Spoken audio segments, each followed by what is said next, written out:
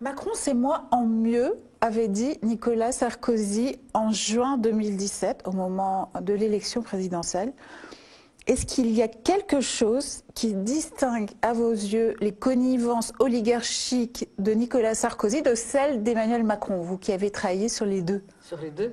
Alors on peut dire que oui, c'est-à-dire qu'on est passé à une violence de classe, à une violence oligarchique et donc à des connivences beaucoup plus serrées, beaucoup plus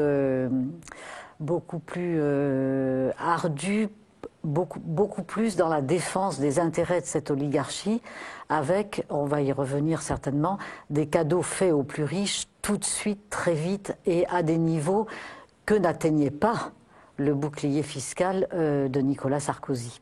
Alors c'est vrai qu'on va tout de suite entrer dans le vif du sujet en donnant des chiffres assez vertigineux.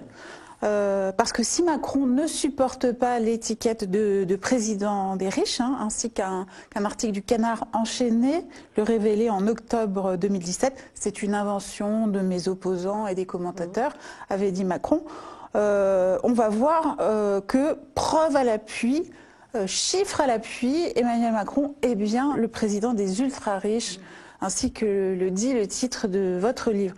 Donc je cite quelques chiffres que vous donnez, Monique Pinson-Charlot. Depuis l'élection présidentielle de Macron, les sociétés du CAC 40 font des bénéfices records, 500 millions de plus sur le même laps de temps qu'avant son élection en 2017. Par ailleurs, les PDG du CAC 40 ont touché en moyenne 5 millions d'euros, soit déjà près de 15% de plus en un an depuis l'élection d'Emmanuel Macron. C'est l'orgie complète, là. C'est-à-dire que c'est le résultat d'une politique de l'offre qu'a initiée Emmanuel Macron dès son arrivée au secrétariat général de l'Élysée sous François Hollande, c'est-à-dire dès 2012, après avoir fait le programme.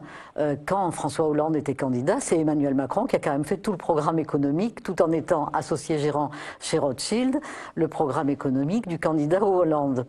Et donc cette politique de l'offre, c'est on donne beaucoup d'argent aux actionnaires, aux sociétés, aux entreprises, sous divers cadeaux fiscaux, si vous voulez, en milliards et au total en dizaines de milliards d'euros. Et ce qui est très intéressant, les chiffres parlent d'eux-mêmes, mais le plus intéressant, je trouve, c'est que ça se fait sans aucun contrôle. Et si vous voulez, dès qu'il s'agit des plus riches, Emmanuel Macron revendique, avec Bruno Le Maire et ses camarades de classe, une société de confiance. Et quand il s'agit des plus démunis, des classes moyennes, des classes populaires, des chômeurs notamment, on entre là dans une société de défiance où les chômeurs deviennent des fraudeurs, des fainéants, des extrêmes et des cyniques. Alors que nous, dans ce livre, nous montrons que c'est l'oligarchie qui est extrême, ultra, cynique, fainéante. Selon vous, Monique Pinson-Charlot, qu'est-ce qui, intellectuellement, politiquement et même psychologiquement, interdit ou a interdit jusqu'ici à Emmanuel Macron d'apporter la bonne réponse au mouvement des Gilets jaunes?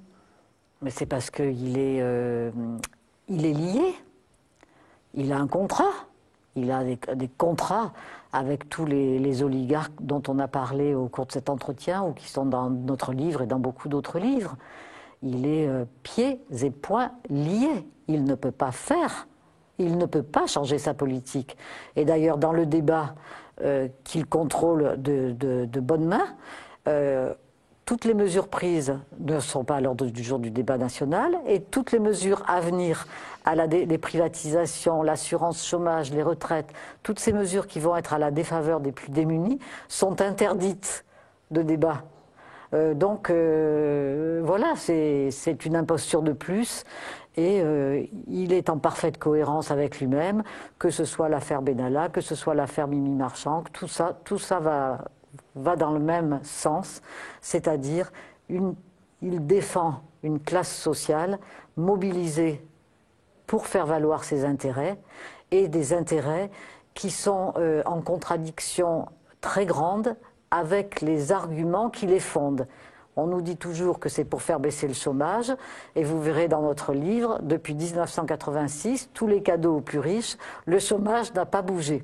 Et donc j'espère que toutes ces armes, voilà, notre livre, c'est une transmission d'armes. Alors d'armes au sens de la connaissance que nous voulons transmettre, donc donner à tous ceux qui n'ont pas la possibilité d'avoir le temps que nous avons eu en tant que directeur de recherche au CNRS pour travailler précisément auprès des familles les plus puissantes de France.